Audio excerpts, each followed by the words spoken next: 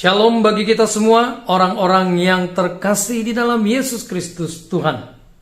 Saudaraku, hari ini saya ingin membawa kita belajar dari 10 orang kusta.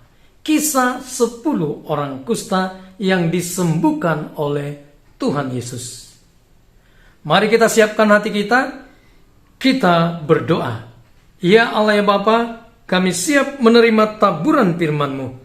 Biarlah lewat kebenaran firman Tuhan ini, kami sungguh mengalami perubahan ke arah yang lebih baik di dalam pengenalan yang benar akan Engkau, supaya kami hidup benar, supaya kami hidup menyukakan hati-Mu, dan kami sungguh menjadi orang-orang yang diberkati dan menjadi berkat bagi sebanyak mungkin orang.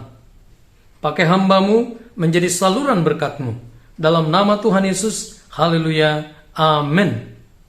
Saudaraku, kita buka Alkitab kita, Lukas pasal yang 17, ayat yang ke-11 sampai yang ke-19. Saya akan bacakan bagi kita semua. Dalam perjalanannya ke Yerusalem, Yesus menyusur perbatasan Samaria dan Galilea.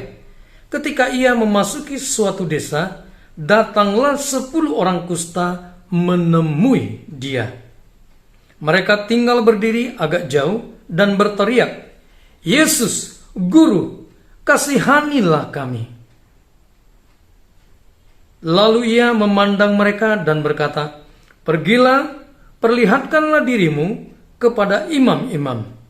Dan sementara mereka di tengah jalan, mereka menjadi tahir. Seorang dari mereka ketika melihat bahwa ia telah sembuh, kembali sambil memuliakan Allah dengan suara nyaring. Lalu tersungkur di depan kaki Yesus dan mengucap syukur kepadanya.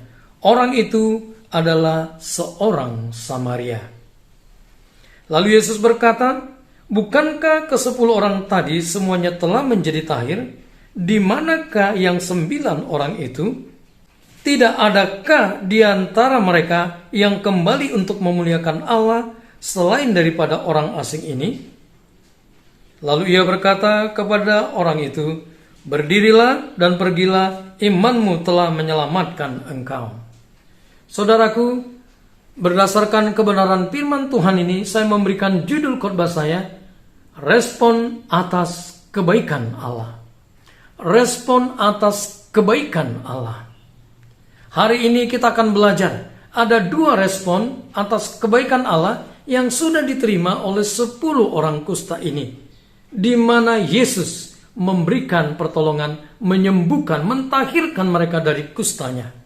Saudaraku, mari kita perhatikan. Dari kebenaran firman Tuhan ini, saya melihat ini adalah kesembuhan yang luar biasa. Biasanya Tuhan Yesus, kalau ada orang yang datang kepadanya untuk disembuhkan, yang buta, yang lumpuh, biasanya dia menyentuh bagian tubuh yang sakit. Kemudian mereka sembuh. Tetapi kali ini perhatikan saudaraku. Dia hanya berkata, "Pergilah, tunjukkanlah dirimu kepada imam-imam." Maka di tengah jalan mereka semuanya sembuh. Saudaraku, saya bangga. Seharusnya kita bangga. Kita semakin meyakini dan semakin dekat kepada Allah. Kita punya Allah yang luar biasa. Yesus, tabib di atas segala tabib. Dia adalah penyembuh yang ajaib. Apapun masalah dalam hidup kita, sakit penyakit kita, sakit jasmani, sakit di dalam jiwa, sakit rohani kita, mari datang kepada Yesus. Dia sudah menunjukkan setiap orang yang datang kepadanya, kebaikannya, kemurahannya, kasihnya diwujud nyatakan bagi setiap orang yang datang mencari dia.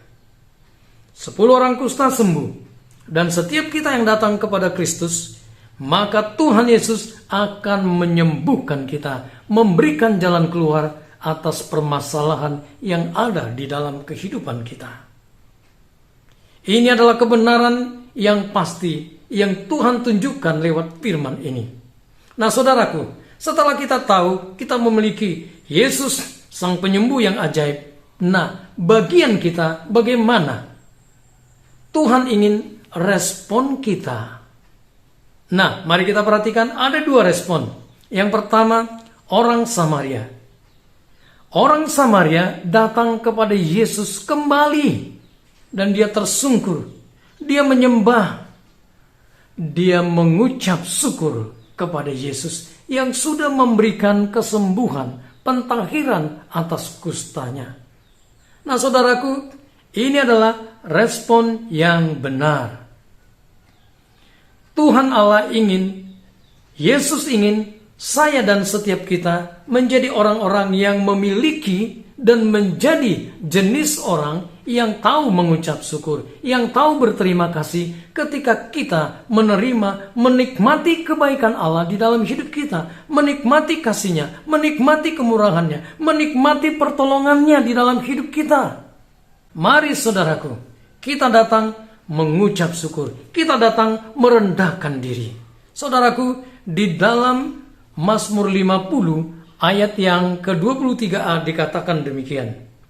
Siapa yang mempersembahkan syukur sebagai korban, ia memuliakan aku. Setiap kita yang bersyukur kepada Allah, itu artinya kita memuliakan Allah di dalam hidup ini. Nah saudaraku, mari respon yang pertama ini menjadi respon yang kita miliki di dalam kehidupan ini. Nah yang kedua, respon yang salah. Respon yang tidak baik, yang tidak benar. 9 orang kusta setelah disembuhkan lari, ngacir, tidak tahu lagi keberadaannya. Tuhan Yesus berkata, di mana yang ke-9 tadi? Bukankah mereka sudah saya sembuhkan? Tetapi kenapa hanya satu orang, orang asing ini yang datang untuk menyatakan syukur, datang memuliakan Allah. Saudaraku, ketika kita tidak bersyukur kepada Allah, itu artinya kita tidak sedang memuliakan Allah. Ucapan syukur, ucapan terima kasih adalah wujud kita memuliakan Allah di dalam hidup ini. Nah saudaraku, ini menunjukkan kedua respon ini adalah wujud dari keberadaan manusia, wujud dari keberadaan kita sebagai orang percaya. Ada orang-orang percaya yang tahu mengucap syukur, tetapi ada juga orang-orang percaya yang sudah disembuhkan, sudah dimenangkan di dalam penderitaan, kesulitan, dan mereka sudah menikmati kebaikan Allah, tetapi mereka lupa untuk bersyukur. Mereka hanya mau mereka disembuhkan, mereka hanya mau masalahnya diselesaikan, tetapi setelah selesai mereka tidak datang, tidak lagi mencari Allah, tidak rindu untuk datang kembali hidup memuliakan Dia. Saudaraku, mari setiap kita hari ini mengecek diri kita. Di mana posisi kita? Apakah posisi satu orang, yaitu orang Samaria, yang tahu bersyukur, yang tahu berterima kasih, ataukah kita ada di dalam posisi 9 orang? Masalah selesai, kita menikmati kebaikan, kita lupa kepada Allah, dan tidak mau lagi datang mencari wajahnya, bersekutu dengannya. Nah saudaraku, hari ini kita diperhadapkan kepada pilihan, respon yang benar atau respon yang salah. Kita menjadi orang yang tahu mengucap syukur atau orang yang lupa untuk berterima kasih bersyukur kepada Allah. Pilihan ada pada setiap kita.